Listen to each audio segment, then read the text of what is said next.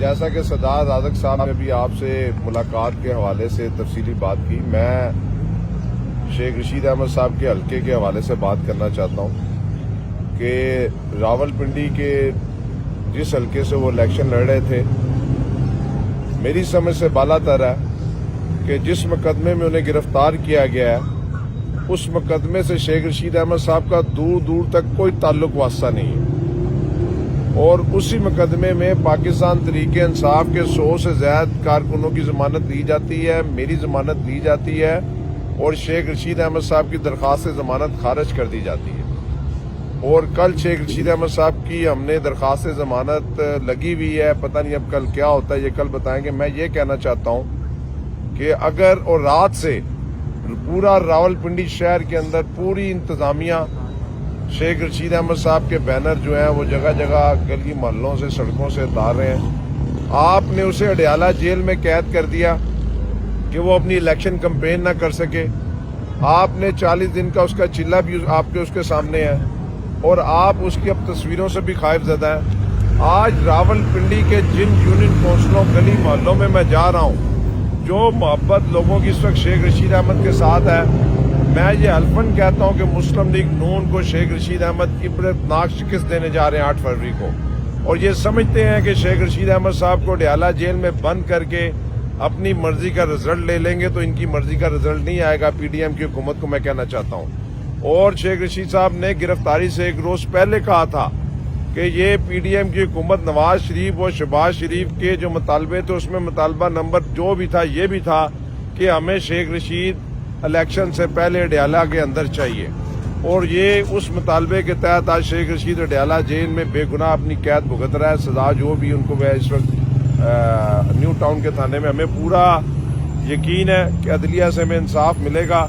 لیکن میں آپ سے میڈیا سے بھی درخواست کرنا چاہتا ہوں کہ آپ بھی شیخ رشید احمد صاحب کے لیے آواز اٹھائیں۔ یہ کیسے ہو سکتا ہے کہ ایک حلقے کا کینڈیڈیٹ جو 8 دفعہ ممبر قومی اسمبلی رہا ہو،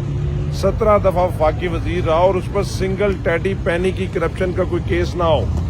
اس پر کوئی ایفیڈرین کا کیس نہ ہو، اس پر کسی قبضے کا کیس نہ ہو، اس پر ایک ہی کیس ہے کہ وہ حق اور سچ کے ساتھ کھڑا ہے، اپنے دوست کی دوستی نبھا رہا ہے، اور جیل سے بھی وہ یہ کہتا ہے کہ میں خون کے آخری قطرے تک راولپنڈی والوں کے ساتھ وفا کروں گا۔ انشاءاللہ تعالی ان تمام حکومتی ہتھ کنڈوں کے باوجود ہم الیکشن لڑیں گے۔ NH56 سے شیخ رشید احمد صاحب بھی جیتیں گے، NH57 سے میں بھی جیتوں گا۔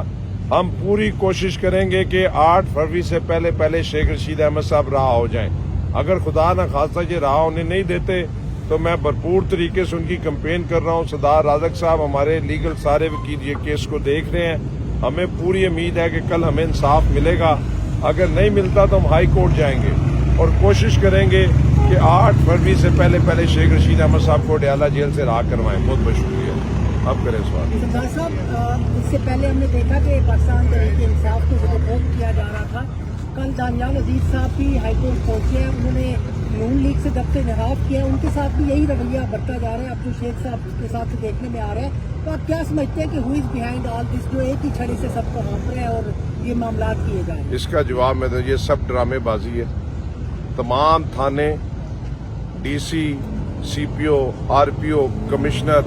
مسلم لیگ نون کی کمپین چلا رہے ہیں، یہ جھوٹا پروپیگنڈا ہے۔ ایئرپورٹ روڈ کے اوپر جا کے دیکھیں، ہمیں الیکشن کمیشن کے سائز کا بینر لگانے کی اجازت نہیں ہے، ان کے پاس حرام کا مال ہے۔ انہوں نے بلڈنگیں کیا پورے جو کھمبے ہیں وہ اپنے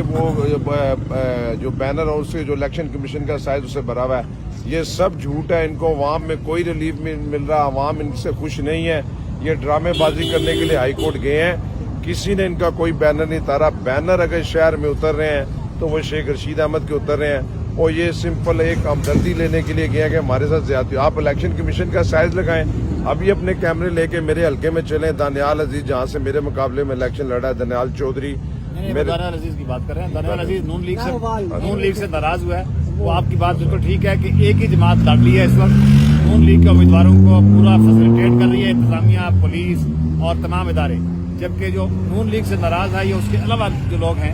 ان کو وکٹیمائز کر کے ان کو دیوار سے لگانے کی کوشش کی جاتی ہے۔ مہربانی، شکریہ سر۔